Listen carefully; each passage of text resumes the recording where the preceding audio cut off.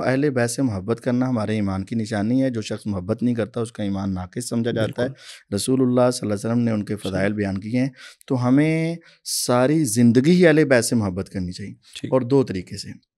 ایک تو یہ ہے کہ آپ کثرت سے درود پڑھیں، درود کے اندر ان کے لیے آپ دعا کر رہے ہیں، اور دوسرا یہ ہے کہ ان کے عقائد و نظریات اور ان کی تعلیمات کو اور ان کی تعلیمات کو اپنے اندر ایسا رکھیں کہ آپ چلتے پھرتے ان کا ایک نمونہ نظر آئے اور پتہ چلے کہ یہ اہل بیت سے محبت کرنے والا ہے. جس طرح سیدنا علی رضی اللہ تعالیٰ عنہ حضور سے محبت کرتے تھے، تو سواری پر چڑھ رہے ہیں تو مسکرائے.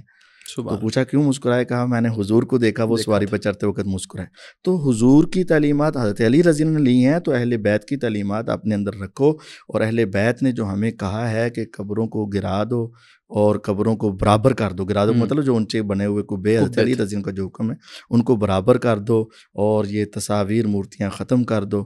اور اہل بیت کی جو صبر کے احکامات ہیں، صبر کی تعلیمات ہیں، ان کے اوپر ان کو اپنے اوپر نافذ گویا جو کرو.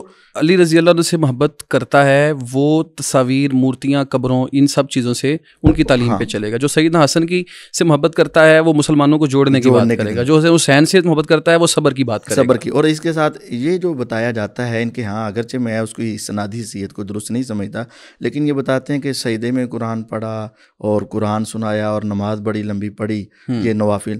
تو اکثر دیکھنے میں آیا کہ ان میں سے کوئی ایک بھی نماز نہیں پڑھتا.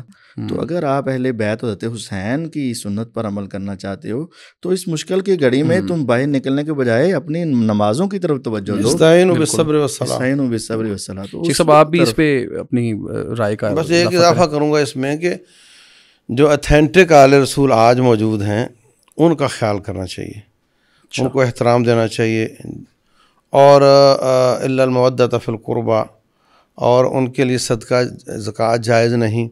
تو اگر ان میں کوئی حاجت مند ہیں تو ان کا اصل مال سے تعاون کیا. یہ بڑی اہم بات آپ نے کی ہے کہ ہمیں تلاش حقیقی جو اہل رسول ہیں ہمارے علاقوں اور ملکوں میں بھی اگر ہیں تو ان کو تلاش کرنا اور ان کا لحاظ خیال رکھنا، یہ بھی ان سے محبت کا ایک اظہار کا ایک طریقہ کار. اگر مل جائے حقیقی تو لازمی.